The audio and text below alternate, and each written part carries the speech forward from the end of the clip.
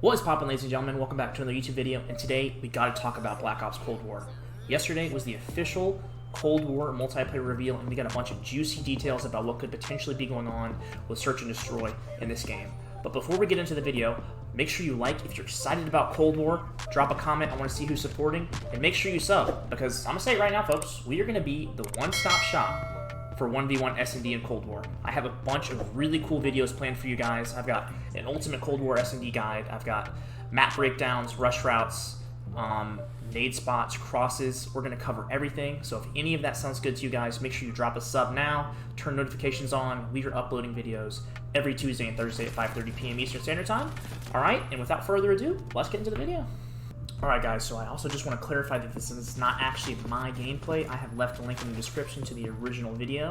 I just wanted to give you guys a little bit of Cold War gameplay to watch when we break this stuff down, okay? So the first thing we got to talk about is the fact that we have Dead Silence now. So one of the biggest problems in Modern Warfare was just the fact that, you know, Dead Silence was a field upgrade. It was something that you had to earn in order to use it, and you could use it strategically, so there's a little bit of strategy there, but in my opinion it rewarded slow passive play and encouraged a lot of camping. So we have Dead Silence as a perk, and it's called Ninja. So basically you can move around quietly, not silently, and after watching a couple of the streams, especially from pro players during the multiplayer reveal, it doesn't make you 100% silent, so that's something to keep in mind, but it does significantly reduce the sound of footsteps. And something else important to know is that, you know, generally there's a perk or field upgrade that counters Dead Silence, or Ninja in this case, you know, something like Awareness, where you can still hear people through Dead Silence.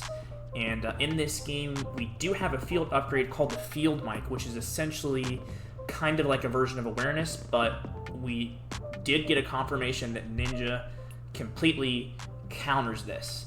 So even if you do have Field Mic, which you know, I'll explain in a minute, you know, Ninja is going to keep you covered where you can't be heard. So that's really good news for Search and Destroy. You know, we have the ability to move around a little bit easier without being so scared that you know, the enemy is going to be soundboarding us or something like that. Alright, so let's get into some of this other stuff.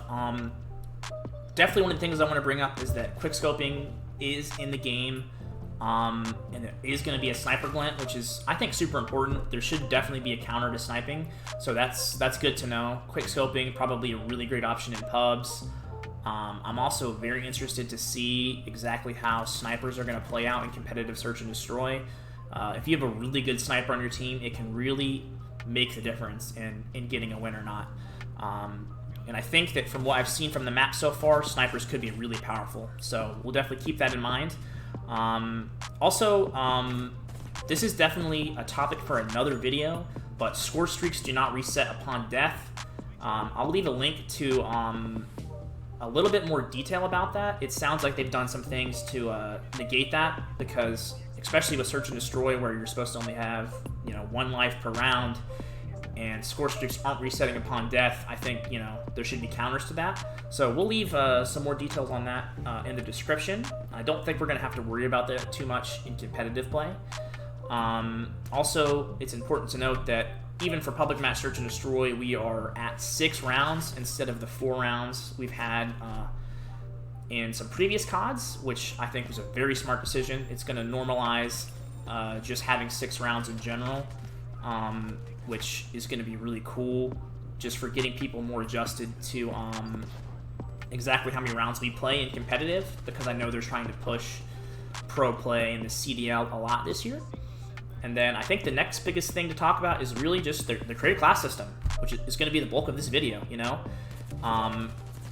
The pick 10 system is not back, which is interesting, you know, considering that it's a Treyarch game. They definitely took some aspects from it and also implemented a lot of the things that we had in Modern Warfare. For example, you know, the gunsmith is back, which basically means you get to customize your gun, choose your attachments that you get to play with. So we're going to have a primary and a secondary gun, which you go into the gunsmith and you choose from 1 of 8 attachment slots. And we know that we have all 8 attachment slots. It's going to be optic, muzzle, barrel, underbarrel, body, stock, magazine, and handle. So you pick 5 out of those 8 to put on your gun, and you get to do that for your primary and your secondary. So that's really cool. I'm interested to see, exactly what's going to happen with how people decide to customize that to have, the best guns. Like sometimes you want the exact same gun, an AR, like the M4, for example, to play a little bit slower or to play a little bit faster. So, the customization is really cool on that. We also have wild cards.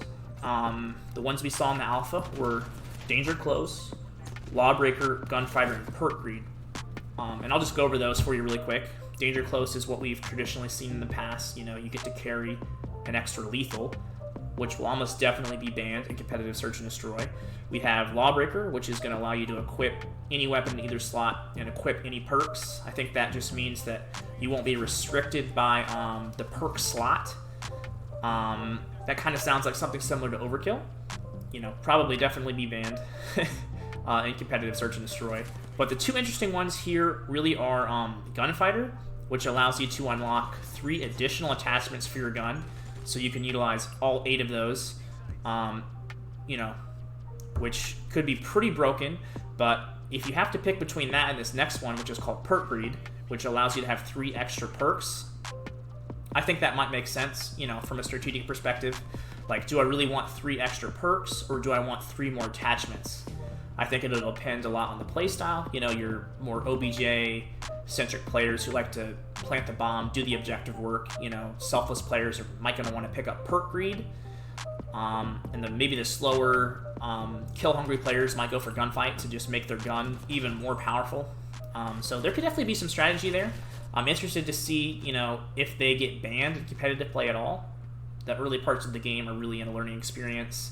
And what they've been doing recently is the pros have been playing the game and kind of deciding what they want to do, and they make recommendations that are pretty much followed in the competitive rule sets. And since the Game Battles website is actually owned by Activision, who owns Treyarch, which developed this game, means that the Game Battles rules will closely follow what the pro players do. So just keep an eye out for that. Also, field upgrades have returned. In the alpha, we got to look at 4 of them. The proximity mine, which is a throwable mine that explodes if an enemy or vehicle runs over it. Probably don't even worry about that being in competitive play. The SAM turret, which launches missiles at enemy score streaks. Pretty traditional stuff we've seen from past CODs. We have a jammer, blocks enemy UAV capability and disables other field upgrades, which sounds pretty powerful, especially for pubs, but probably won't be used in competitive play. It would be pretty interesting, not for blocking UAV, but just for not allowing the other players to use their field upgrades. Could be pretty good to run 1 or 2 of those on your team. And then we have the field mic, which we already talked about. Ninja, our Dead Silence perk for Cold War, is going to counter this, but it's a deployable field mic that works similar to awareness, but instead of you actually hearing enemies louder, if it hears an enemy, it will mark that enemy on the minimap. So, a more powerful version of awareness, it sounds like. I'm not sure about the range it has, but it's nice that, you have to earn it by, filling your meter up before you can place it instead of it being like a perk or something. So those are our field upgrades. We've got those 5 attachments out of the 8 you can pick on your gun without you using the wild card. And besides that, I think, we got to cover the perks because there's actually some pretty important stuff going on here. All right, so on to the perks. We have another traditional 3-perk system. In the perk 1 slot, we have Engineer, which is going to, detect enemy equipment and score streak through walls. Probably will be banned or just not even useful in competitive. But the most important thing we have in this slot is that you have Tac Mask, so maximize resistance to flashing and stunning, and Flat Jacket to take less damage from enemy explosives and Molotovs. So in Modern Warfare, we had EOD, which was basically Flat Jacket, and we had Battle Hardened, which was basically Tac Masked.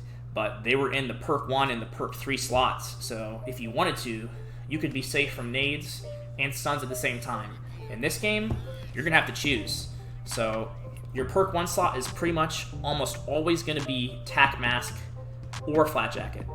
And you're going to have to make a strategic decision which one you want to use, and if you are going to want to adapt it mid-game or between games.